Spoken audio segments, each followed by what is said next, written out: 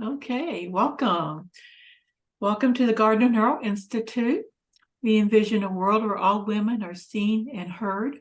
Our community practices deliberate conversations, sociocratic decision-making, and collective projects for the benefit of all engaged members. We share wisdom through book clubs, kitchen table talks, free and paid courses, and collaborative work. Our simple rules: respect all the spaces, be curious, ask questions, support women's agency, and be open to life's infinite possibilities. Welcome to the Garden Poetry Book Club. It's so wonderful to see everybody here today. We have new people here today, and that's wonderful. Let's go around the room and introduce ourselves. I'll just start with Nancy. Hannah, hold that cup up again. Oh. I absolutely love it. I'm Nancy Arvizu. I'm in Scottsdale, Arizona. I've been in the garden since the very first seed. And I think I've been in every book club, if our poetry book club gathering. If I haven't, I obviously missed something wonderful. So it's so nice to be here today. Thank you, Lisa, for hosting. And thank you, Barbara, for being our guest. Thank you, Nancy. Madeline?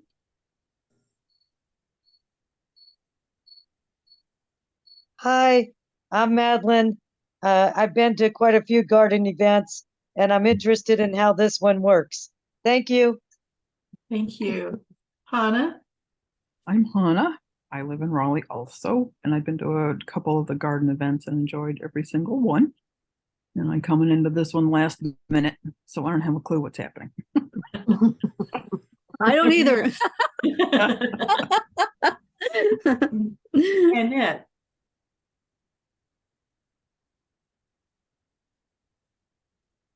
Hi, my name is Annette Riddle.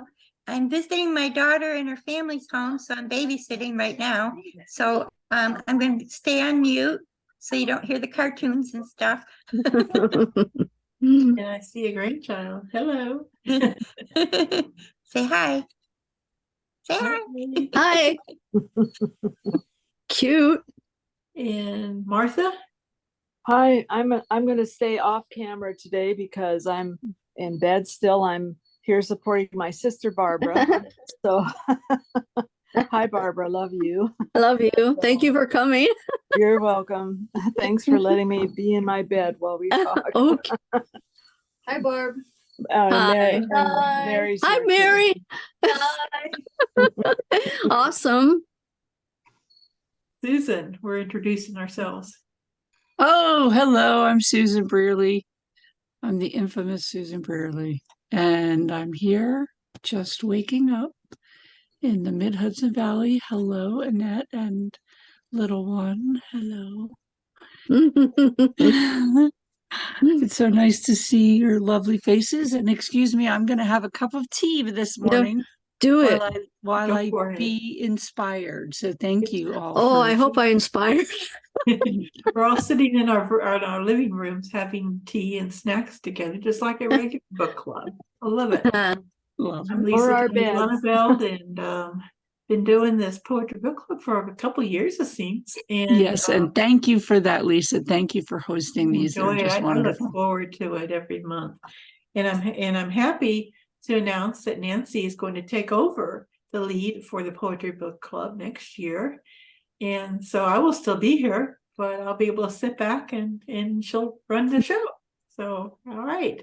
And she'll curate the books. So if you know anybody that has any women that have poetry books they would like to present for the book club, Nancy's your person to talk to. And welcome, Barbara. Is it Leonhard? Did I pronounce Leonhard? Leonhard. I don't know how to say it either. No.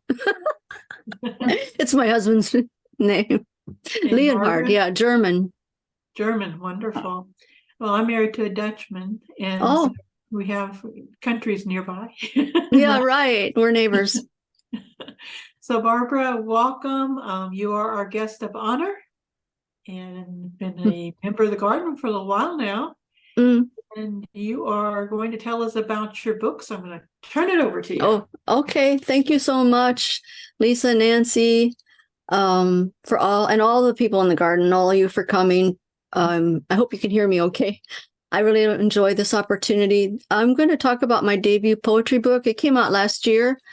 My publisher said to me when she received it, she emailed me, she says, "This reads like a novel." And so I thought it might be interesting to explain how and why I came about doing that. It wasn't really, I don't know, it was a surprise, but I guess not. So I don't know. So, oh, we need to screen share. Okay. Okay, so I'll explain how and why. Okay, why? Okay, where's my, just do that. So that's my book link and booked cover. That's a collage of moms. She's in the middle. My book is about me and my mom. I was helping her through Alzheimer's, and basically I helped her whole life.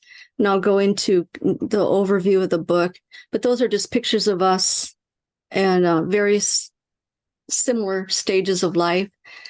And can you see this? Like the sidebar is a little big of pictures, but this book is about a daughter's story about her care for her mother who is navigating Alzheimer's. An uncle. When I told my mother's brother that mom was moving to be closer to me, I had told her, pick a kid. She had 7 kids.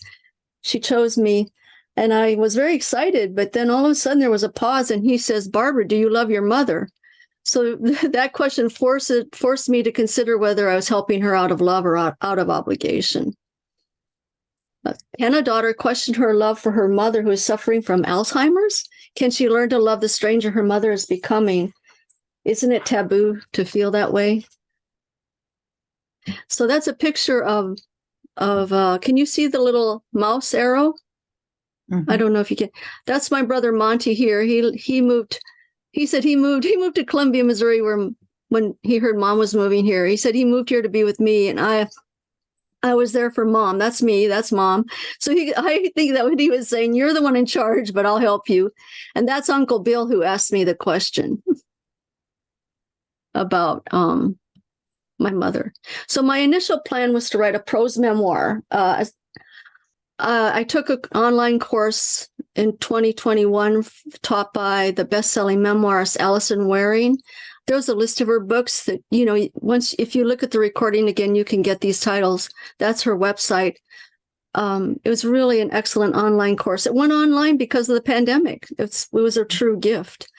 So I'll talk about a few things she taught. I mean, I can't possibly cover the whole course, but just what I gathered for this presentation. What is a memoir? It's not an autobiography. It's not the whole life story. It's centered on a universal theme, or a sky story, she called it. So that's the overall arching theme of the story. In my case, it was a daughter questioning her love and devotion for her mother. That's the overall theme. And also, so there are also sub-themes I'll go into as I go through this presentation. So, and the memoir is held in a kind of container, which is a metaphor or limiting idea to help determine the scope of the memoir. So mine fell into place as the number 3. So the title is 3 Penny Memories. And I found just the number 3 coming up everywhere. So I'll talk about that as I go. So my motivation was to write, sorry? Okay.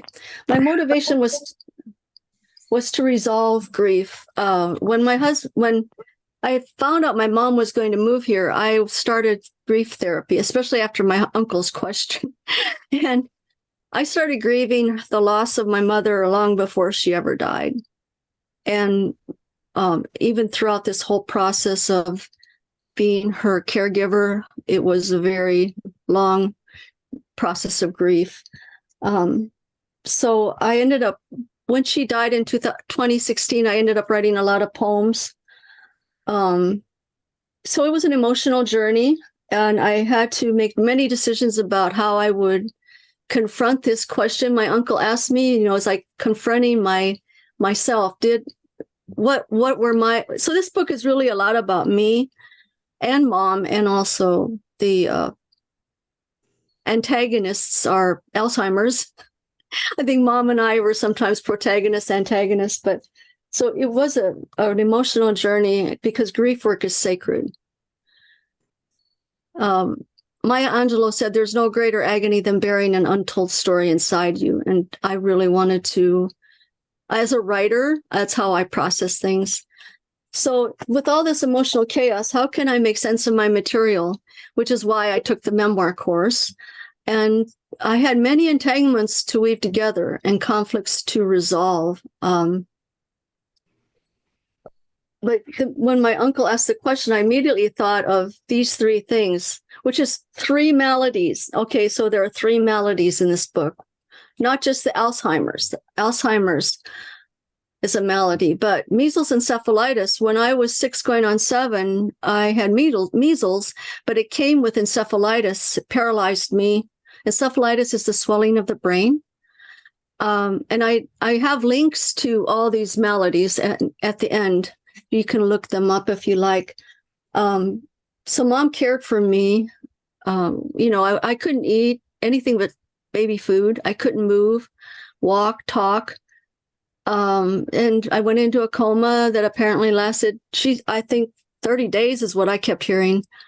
So did I care for mom out of obligation because she took care of me? And also when I was in utero, mom was spotting and took diethylstilbestrol, which was prescribed for women who were spotting. But what happened is this drug created nothing but disaster for the babies. The DES babies faced a life filled with cancer threats, misshapen uteruses, even baby boys their reproductive systems were ruined. And of course, then the Alzheimer's. So the real wound for me was the DES effects, because and I think I don't know if I say this later, but when I told my mom about it, she was so beset and upset that I had to comfort her, but she didn't really comfort me because she was so upset. And then later, even though it was clear that I had these problems and was having problems with fertility, she scolded me for not having kids. And that was the wound. And I don't think she was thinking properly. She didn't have Alzheimer's then that I know of. I mean, it was years ago. That hurt me a lot. And I don't think she was thinking when she said it. So I turned to other poetic memoirs, wondering what kind of model would I use? And there's a list that I highly recommend if you're a poet and you haven't read these books. They're really good. They all take a different approach to addressing their life stories. And I thought, okay, so there's really no one rule. And I decided that I would go with a classical approach, so a 3-act drama. And I used a W storyboard structure taught by Mary Carroll Moore. There's a video on YouTube. You can watch it. I learned about this in the course. That was one of our assignments, was to read that. So in this W storyboard, you have 3 acts, and the acts have trigger events. And for me, so Act 1, the trigger event was my uncle saying, "Do you love your mother?" In Act 2, the trigger was, "Mom, you can't live with me." In Act 3, the trigger's down here is Mom saying, "What have you done to me?" Because she had to move to assisted living. So Act 1 is more about my life with her before she moved to be near me. And then Act 2 is when she's in independent living. And then Act 3, she's in assisted living and then hospice. The climax event is her death. But I'm going to take you through each act, and maybe hit some highlights. But all those cases, like the finding about DES, the measles encephalitis, that's all the problems set up. Mom even had a secret pregnancy. I wanted to warn people that, I would be talking about sensitive things like the termination of her pregnancy and that kind of thing. I hope that you're warned a little bit about that. Her having that secret pregnancy in college affected how I was raised. And also it kind of a lot of mom and I have parallel, like she had a secret pregnancy, I had a secret miscarriage because of the DES. I felt so ashamed that I couldn't have a baby that I kept it secret. And the problem recovery, a lot of turning points, really low points, and trying to solve the problem. Backstories. I use a lot of backstories with even each act has a crisis event. And so even in the first act, the crisis event is a backstory to my really didn't occur in act one, but just the last visit with my dad before he died and how my parents were, which made me feel very unloved. And then just, using this as a guide for how I might organize my book. And so another number 3, I used a tri-fold craft board. I'll get to that in a minute, but that also fit into the container. So I want to talk about the container. 3 pennies, and then I'll go to the craft board. So the number 3 kept coming up, which is why I kind of chose the 3-act play. When Mom was dying, she was in her end of days. My brothers and I ran somewhere to grab some lunch. And when I got out of the car, on the hot asphalt right next to my feet were 3 perfect, brand new, shiny pennies lined up in a row. You could have taken a ruler. And I thought, oh, this is a message, because Mom always wanted me to pick up pennies whenever we were out, and I would refuse them. That would be one of our things. I don't want to pick up the penny, pick up the penny. So I kept sort of hearing her say, pick up the penny, pick up the pennies. And I wouldn't. And I thought, well, this is an important thing. And as it turns out, it was a very important thing. And I'll read the poem because I want to read poems as I go. This is called Departing from Gate 3. So it's at the end of the book. It's about, it includes some dreams and things about Mom's end of days. 1, how will she manage the mysterious passage, this woman with no memories, no way to find the path, recall a friend, her mother, recognize the welcoming angel of death? Will she need me to take her hand? We hold her close. Go to the light, look for Dad. But will she? Light, Dad? Her last breath, soft breeze, does she know it's the end? The chakras still spin until spent into ashes, no wind, no turmoil. My heart collapses. Her guide, and now not her guide, her daughter, and now her orphan. 2, in a dream, there she is, resting peacefully on a plush bed in an alcove, curtains draped on either side, her shoes placed gingerly under the bed. I'm in a pickle. Where's my wallet? I find her purse and checkbook, pay the last bill. 3 shiny pennies line up perfectly in a row on hot asphalt. Pick them up. I refuse, resist her omen. My passage commences on April 3rd. The ticket's non-refundable. And indeed, she died April 3rd, just a few days later. I talked about the 3 melodies, 3 acts. I'm going to call them, I called them Light, Dust, and Echo. I'll explain why. 3-word sentences. So I learned, you might like this. I learned this as a technique in the memoir course. Write a 10-year memoir using just 3-word sentences. So I wrote a lot of the poems in this book using 3-word sentences. It created a kind of tension, but one beta reader said, oh, it makes me too tense. So I went through some of the poems and I relaxed them and expanded the clauses a bit. But here's one that's pretty much 3-word sentences. Mom and Elvis. So when she was in assisted living, an Elvis impersonator was coming for the evening to perform for people. And if you listen, you'll hear the 3-word phrases. Mom's place prepares, tables are set, lights turn low. The king arrives with his band and backup singer.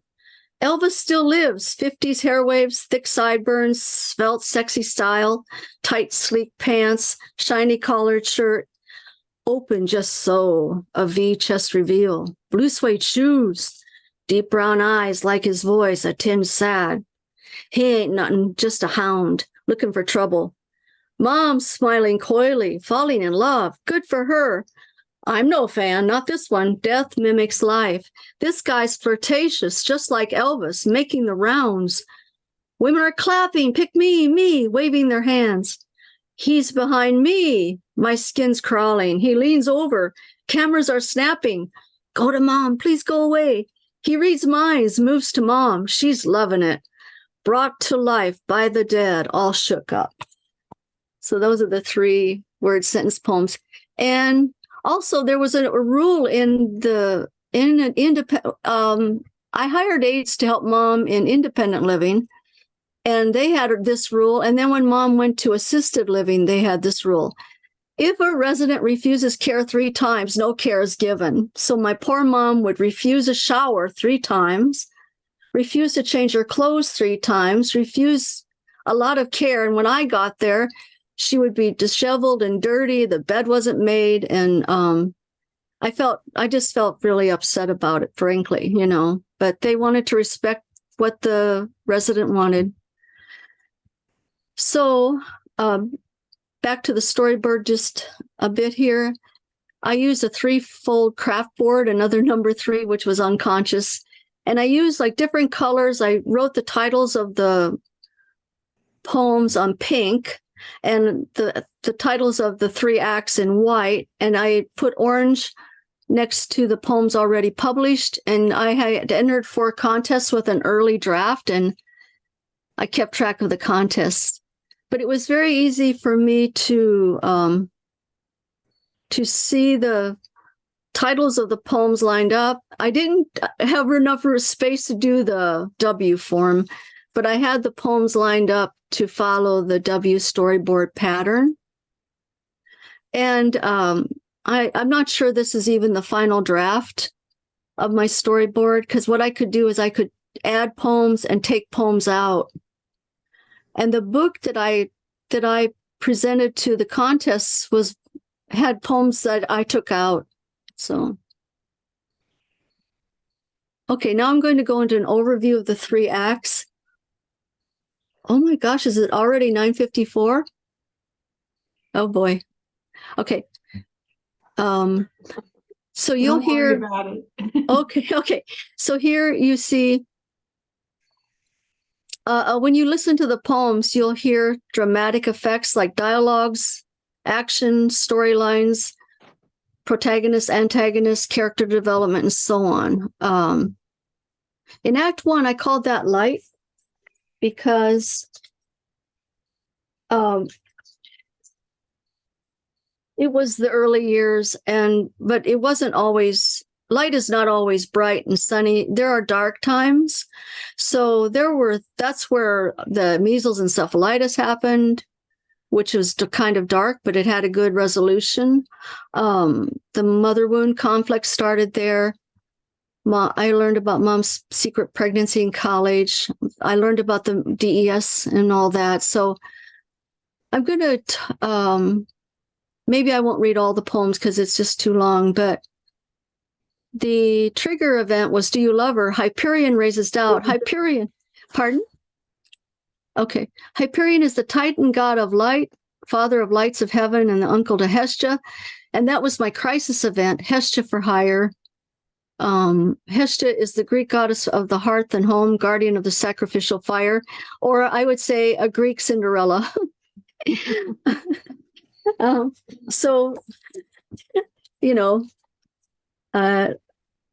Hyperion raises doubts. 1, you love her, my uncle asks. Excuse me, what? Your mother, hun, do you love her? Okay, wait now. Why ask this? Why question my devotion? She's my mother. Of course I do. Still I wonder, given he asks. My favorite uncle, he should know. Now I'm curious, maybe even confused. He raises incertitude. Have they talked? Are there secrets? What have I done? Am I uncaring? 2, she nearly dies from a very low pulse. How long did she suffer? She needs a pacemaker. A loyal daughter, I rescue her. This woman arrives, rather odd, sits alone and quiet. Rebuffing me? Why so remote? What's the matter? She's managed flights, the layovers, meals, her bags. She isn't steady, needs assistance. Why so helpless now? Oh Lord, the stairs, peril is everywhere like bear traps. 3, I can't sleep, neither can she. It's 4 a.m. She gets dressed. What's up, Mom? I guide her downstairs. Where we wait, I ponder our love until the sun rises, slowly revealing the face of someone's mother. Hestia for Hire is the crisis event for Act 1. I mean, my mind went to this last visit before my dad died. And my parents were just emotionally drained and detached from me. I'm okay. I'm just watching this. Hestia for Hire. 1, my last visit before Dad died. Tears, drained ponds. There they sit, the loud TV, their separate recliners, Mom's endless romances, never engaging me except for meals. I clean, cook, do laundry, scrub, daughter or maid, waiting for inquiries. How's your life? Are you happy? Mother points down. There's a spill.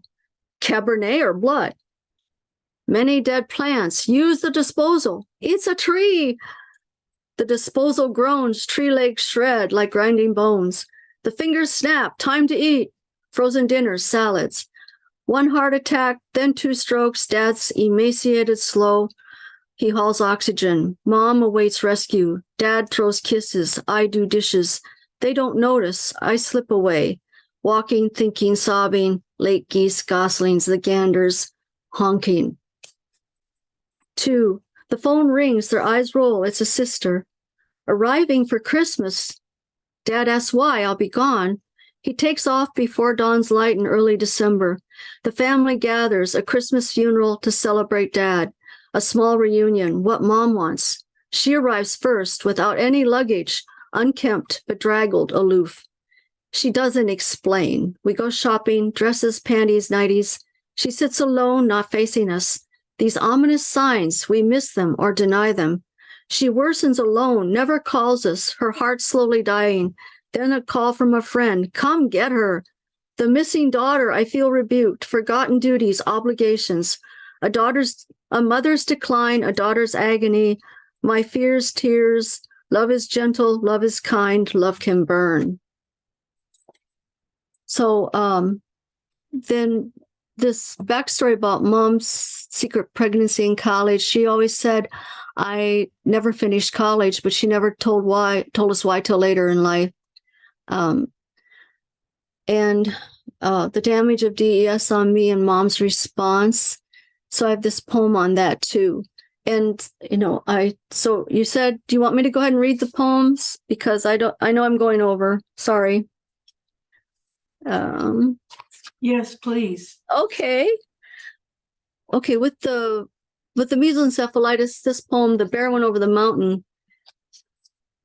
Mom is the bear, and the mountain. When they took me to the hospital, they took me from Lewistown, Montana, to Miles City, Montana, which was when I looked it up, an hour and a half away, and I think over probably a mountain range. I don't know. And my mom somehow managed to get there to be with me every day, even though she had all these kids. She had 3 other kids. The Bear Went Over the Mountain. 1, a month-long coma from encephalitis. I awaken in a cold, searing light. A man in white. Am I dead? The bear went over the mountain. Say it, dear. The bear went over the mountain. She'll be fine. The needles pricking my legs didn't make them move. Mother always believes a doctor's prognosis, but she won't walk again. Actually, I taught myself, so I do walk. Number 2, I never consider Mom's ability to be at my side daily, yet still care for 3 other children, 1 a baby.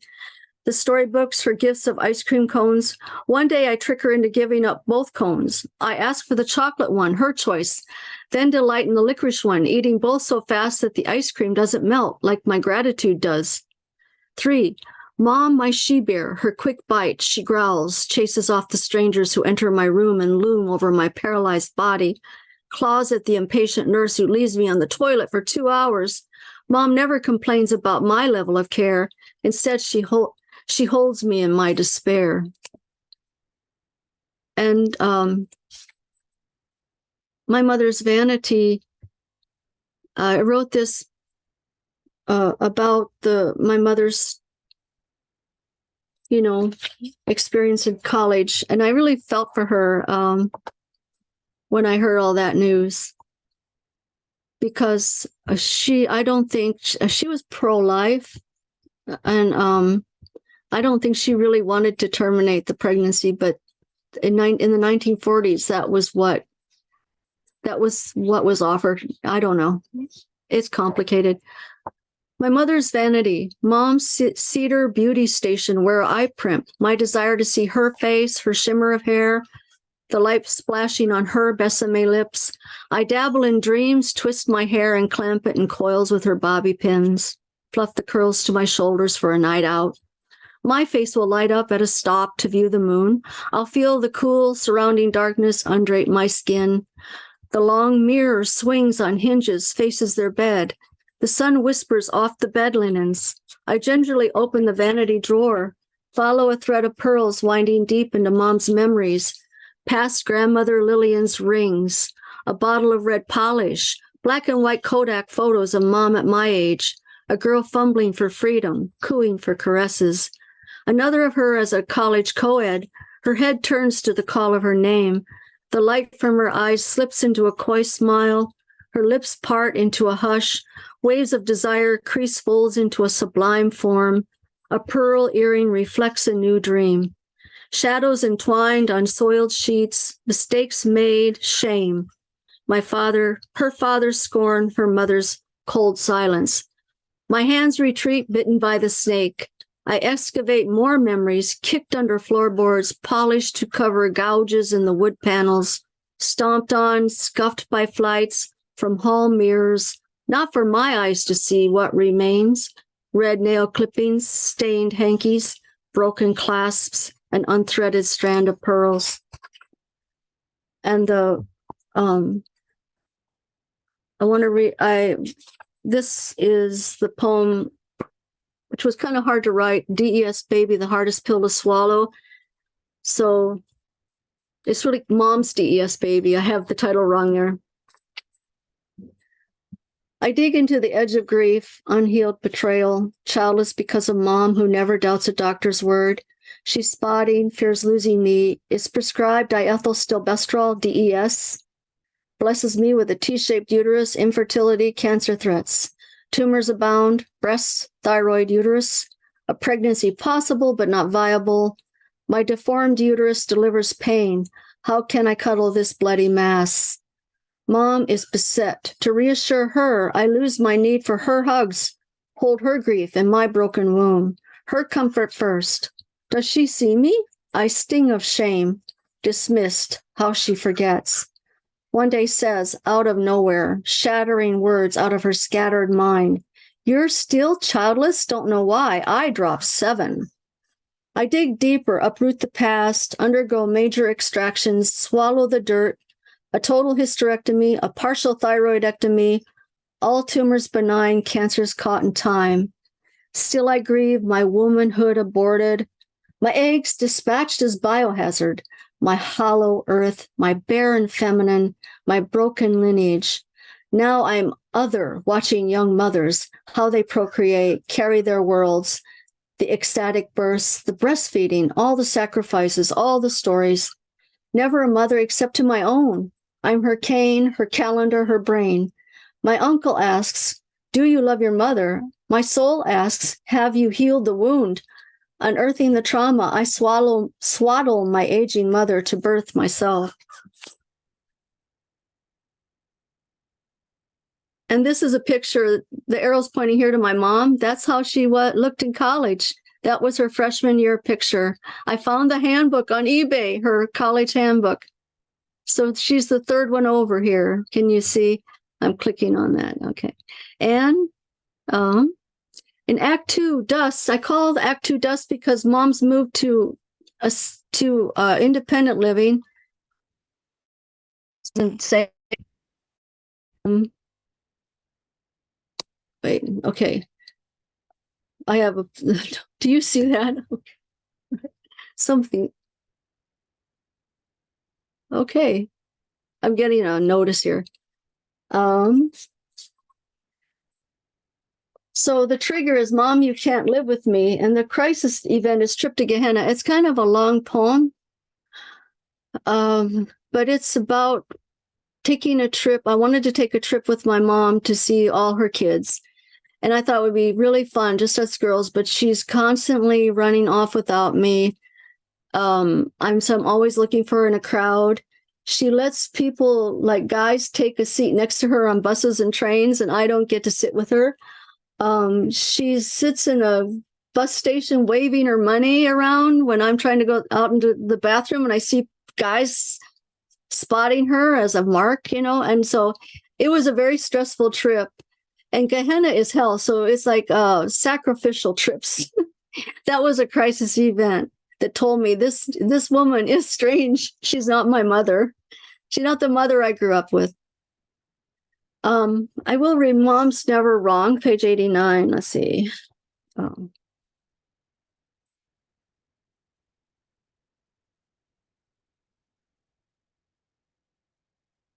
Where did it go? Uh-oh. Sorry. So my mother was never wrong throughout my whole life. And I could, she was always right. So as she was losing her mental faculties, I had to be the one who was always right. And that was a conflict. Mom's never wrong. 1. How are you? Mom's new doctor's attentive to her, deaf to the daughter, not his patient. She's suspect. Mom must sign forms, get proper permission. HIPAA, HIPAA, hooray. I'm just fine. Mom scowls, crosses her arms. Standing behind her, I shake my head. No, no, no. Mom, your leg, it hurts, right? I look at the doctor. Not at all. Mom's suddenly stoic. You fell, remember, outside the mall. I'm just fine. I mouth, no. The doctor listens. Does this hurt? Ouch, stop that. What's the year? Who really cares? Who's the president? Don't know. Nixon? What's your address? Check your files. Is today Monday? Don't you know? My heart sinks. The same test results as the 2 test shows before. She has Alzheimer's. 2. What's wrong here? He looks concerned. Mom's feet stink with shredding dry skin, layers of it. I'm shocked, embarrassed, missed the signs. A type 2 diabetic, she's not doing the required foot care. I taught her, but she forgot. I failed to do it for her. I failed. 3, in the car, she asks again, where are we going? To the drugstore. Why? For some supplies. Why? For your feet. I explain again softly. They're just fine. All of a sudden, bam, bam, bam. She clobbers me in heavy traffic. I maneuver through the thwacks. She won't recall, but I will, the very day we almost died. I'm her guide, even to God. I try to, and so part of the storyboard is, trying to resolve problems. But I think most of the time there were just a lot of problems to resolve. So I wrote the caregiver's craft. The craft is several poems have containers. Here the container is crafting. Mom was a crafter.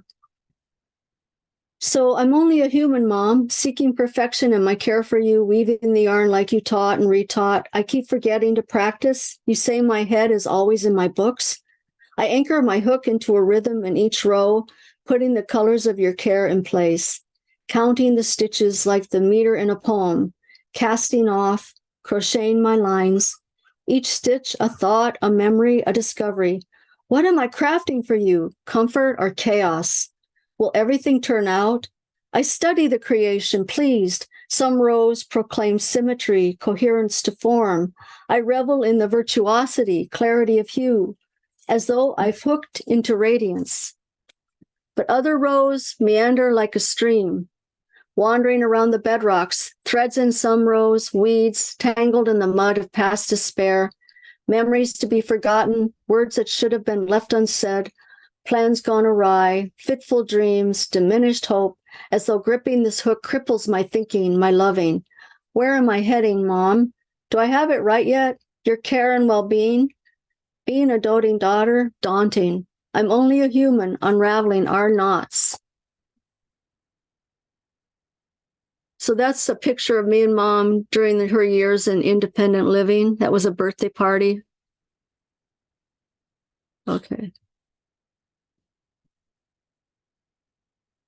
In the last act, Echo, her last year of life, I call it Echo because when people die, they come back to us like an echo, like a memory. The memories are echoes of the loved one. The trigger is, what have you done to me? The crisis event is Mom has to move to assisted living. And I have this poem, I Betray Her. She said, the epigraph is, it's hell growing old, Mom. Mom's friends die one by one. She's lonely, lost. I'm distraught, disheartened. She's failing, needs assisted living. We always talk, decide things together, though she forgets. We face the dreaded conversation, do the math. Full-time aides plus her rent, $8,000 monthly, impossible.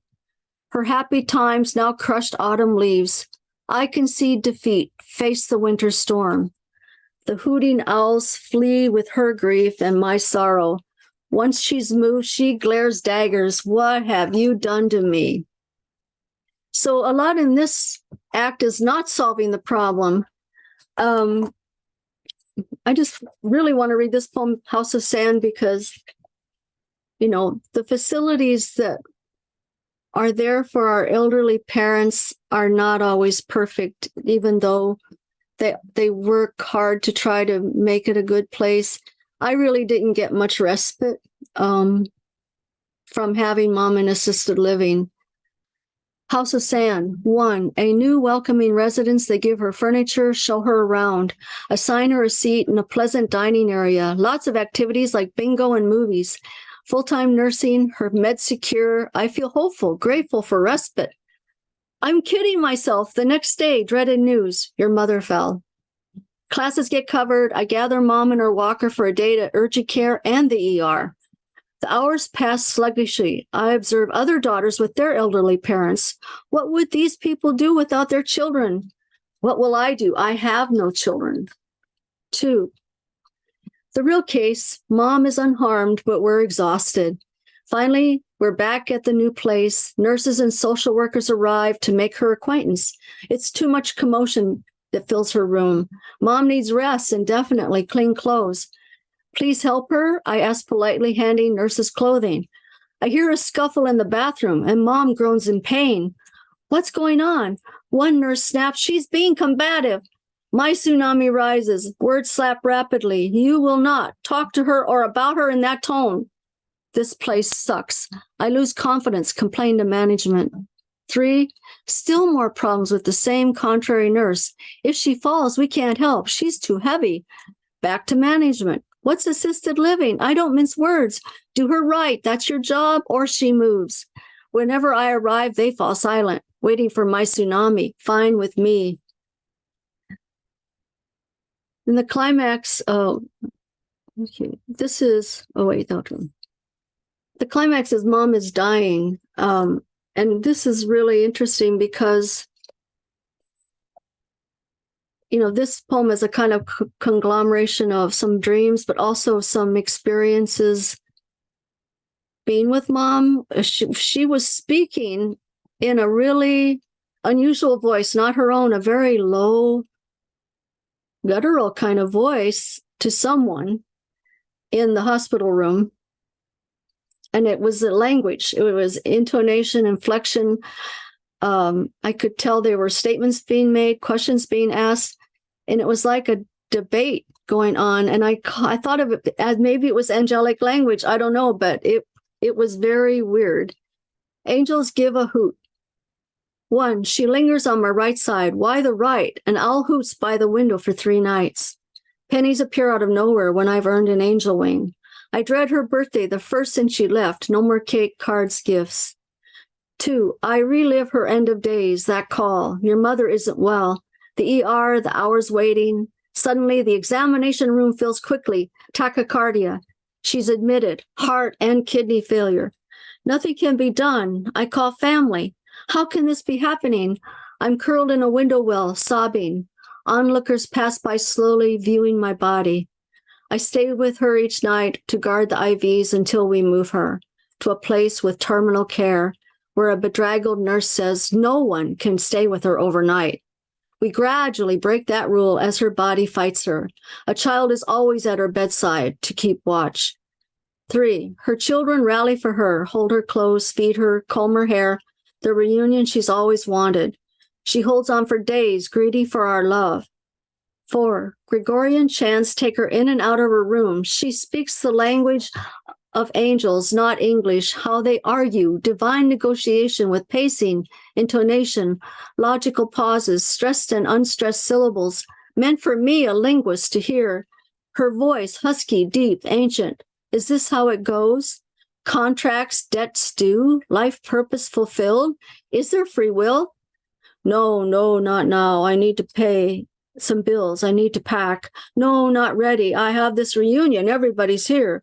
No, I beg you. I've been reckless. God will judge. 5, ultimately, terror grips her as she faces the undescribable, pushing it away with such force. We fear this is it. Debate and battle, give way to stillness and surrender. And so the resolution of the question, this poem, I may not read. It's really better if you look at it. It's so I might end there because it's a more of a visual poem, and it might be hard to imagine what I'm saying. But this is my mom. This is on the night Elvis came. Thank you for your attention. Do you have any questions? And I do have links. If you sign on to look at this later, you can look up links to Alzheimer's, DES, measles, encephalitis, and my encephalitis story was published by the Encephalitis Society. Thank you, Barbara. Yeah, I'm sorry. I babbled on more than I You did a intended. good. You didn't babble good at all. job. I was just totally engrossed in everything you were saying. Thank you. I had my father Book had of notes Alzheimer's, here, so yeah. I can relate to that. And I'm sure you and I know myself, and I know others in this room that have had to deal with family members with dementia and Alzheimer's. I think it's relatable. Yeah. Appreciate you bearing your soul. Thank you, Lisa. You did mention about you had a YouTube link in there for that. Somebody had asked if you could drop that link for the YouTube video, either in here or you can put it on in the garden. But Okay. that whole writing process was very interesting to me. Thank you, Nancy. Nancy uploaded it. Yeah, I put the link on that slide. It's there on the slide. So I didn't know if people would go back to the recording. There was a lot of information. Like some people don't really know much about DES. And so I wanted that information out there. And encephalitis right now, it's really relevant because encephalitis can accompany any virus, and that includes COVID. So it's and there are more and more people dying of measles because the vaccines aren't.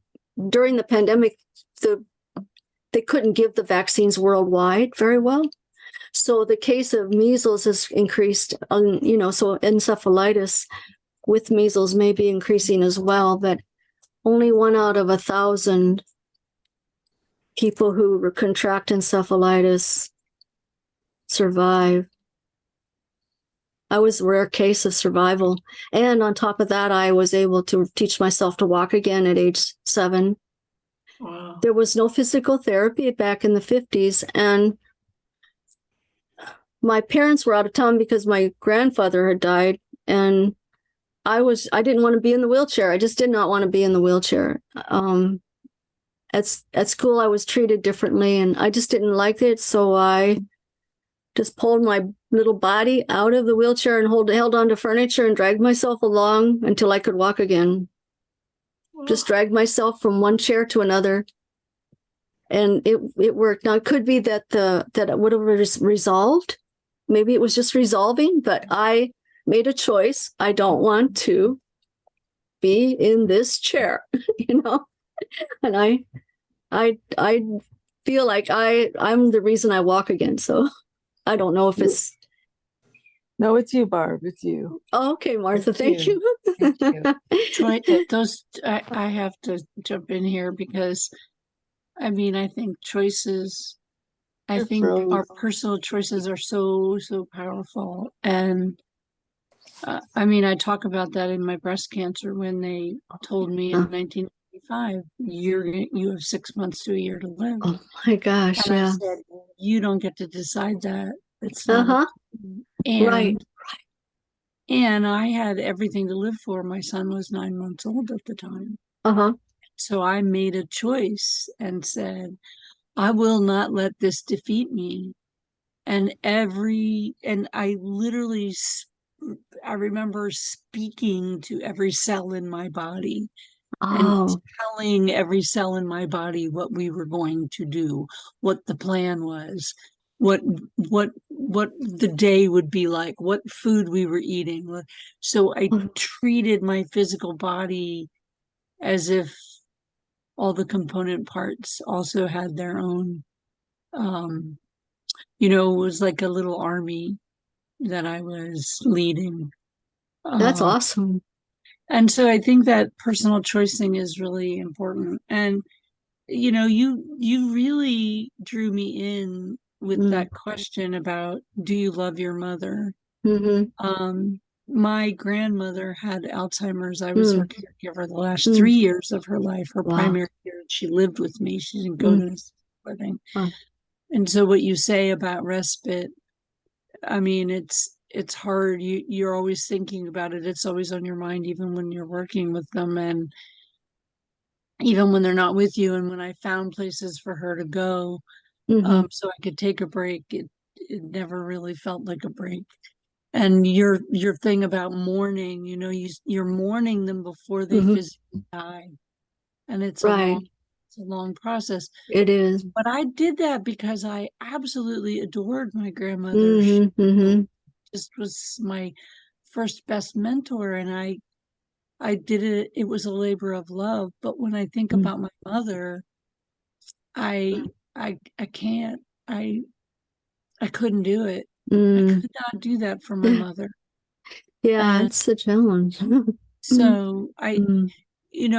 when you say, oh, is this a taboo?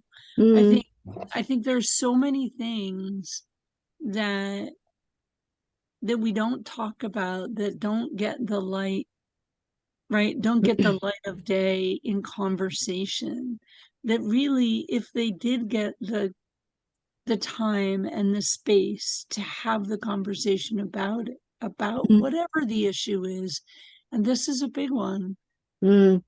that the power that it has, the stigma or the Mm. shame or the Mm. whatever the negative emotion that goes with the thing that we think is, it no longer has that same power over us. Yeah. We need to have these places where we can, right? And this is the Mm. power, I think, of the garden, that we can have these places where we can air these things, have these conversations, and talk about these things that Um, society says, oh, no, no, no, you can't. yeah. But And we can. yeah, and I think as women, sometimes we're made to feel that we have to do everything with such great grace, that we have to bear it and deal with everything with a lot of courage and not complain. Like I felt I have to go inside myself and really root out all of this stuff that's in the book. There are like 55 poems, so there's a whole lot more in the book about all the mishaps and all the, just really exploring the feelings. And they're not all 3-word sentence poems. So there's some lyric poems, and so it's a lot. You're right. You go to the dark place, that's where you heal, Mhm. And and yes, it's, life is messy. yeah, it is. We're humans. We're messy. We leak. Yeah, we do. We leak all over the place, I know. Yeah. right? And Yeah. from every, right, we're just a big bucket of water just waiting to leak. Yeah. It's messy. Yeah, very. Right. And when I read the poems in public, it's interesting because what my first reading, my brother and his wife were there, so there were some family there. It was a public reading, and he didn't know about my book at all, so I felt very vulnerable sharing all this. But I mean, the crowd was crying, they were laughing. I got the whole gamut of response, which was really interesting. And then, he and his wife bought a few copies of the book, which was really nice. Mhm. Yeah. So it was, and he was a big helper too, All my brothers and sisters were very supportive. They didn't argue with me about any of my decisions, it was great. I didn't have any problems. The one thing was hard on my brother when I said to him, the doctor says there's nothing we can do for mom. He couldn't accept it, and he blamed me for making the diagnosis. He said, you told the doctor she was dying. I said, no, the doctor told me. So a nurse sat down with us, and I said to her, what is the diagnosis? What's the prognosis? And she said, your mother only has X amount of time. Of course, you'd like to say she determined her own time, but he could see that it wasn't coming from me. It was hard for him, very hard. He sat with her many nights, holding her hand. But that was the only time someone really said, it's your fault she's dying. Poor guy. He did his best, Own insecurity. Yeah, you're right. Huh? Barbara, thank you so much for sharing your what you experiences did. here. Thank with you for us. having me. I was happy to share it. And I hope, and the guide, if people do decide they would like to buy the book, there are the page numbers and they can read the poems again or read other poems. So Definitely. I Thank you so appreciate this much. opportunity. Thank you for letting me go over a little. I thought I'd had down to 40 minutes. You're fine, Barbara. It was beautiful. And Thank you. Thank so you all for relatable. coming. Thank you. And I thank you appreciate all. it. Thank you so much. Thank you. Okay. And Nancy's got the recording, so it'll be posted in the garden. Okay, great. Thank you. Listen to it again, and other people would like to listen to the videos that miss out. So Oh, that's Thank you all. awesome. Also, it's on YouTube, right? Do people have to be in the garden to use the YouTube video, or can they Make it access? public? We can make it Oh, public. oh, And okay. I would vote to make it public just because it is an important topic. Like Uh-huh. Susan said, and like you said, we're shamed into our stories, into keeping them and not telling them. And the worst part of that is it's all because of the word shame. Yeah. It's all because of a word that we fear. And we're all going to die. We all have parents that we're going to take care of in some way, shape, or form, or not. And we have to deal with it. So yes, I think it's an important. Yeah, it's complicated. Yeah. Especially as women, we get stuck with a lot of And caregiving. yes, That's not always the best way to go. So yeah. thank you. Yes, thank you. Thank very you so much. thank you. I appreciate all of you. Thank you very much. Thank you. And thank you all for coming out today. And we'll see you next Thanks month. for having us. Yeah, yeah. Thank you for coming, Martha. And Oh, Annette, real quick, Hannah. real quick. Okay. Lisa's amazing, beautiful work Oh, isn't that is I now do love out, that and cover. I'm just Beautiful. gonna turn to a random page here. oh But my she gosh. put colors and pictures. Oh, There's beautiful backgrounds, wow. and the way she put the handwritten letters into this book. It's Oh just my gosh. fascinating. So I Oh, just want to Lisa, say, that looks get great. Lisa another home run here. Oh, Knocking it out yay. of the park. She's done some It amazing work. took So I just quite want a to say learning curve for that particular book, but I wanted to do a book with the bleed all the way to the edge of the paper, and it took a while, but it got it done. beautiful, beautiful. Thank you. So I want to get it just because of that. yeah, I don't know it's what the book's beautiful. about. And the neatest part truly is all the handwriting. It's Something beautiful. we don't do anymore, Right. So to make us go through this exercise, I have to tell you, it took me a while Took me a Mhm. while, and there's still messes in mine. So Oh, it's just what a great exercise. The whole project. Beautiful. Thank you. thank you so much. Beautiful, Lisa. Thank you. Okay. Thank you all. Thank you Bye. all. Have a wonderful Bye-bye. day. Bye Take bye. care. Thank you.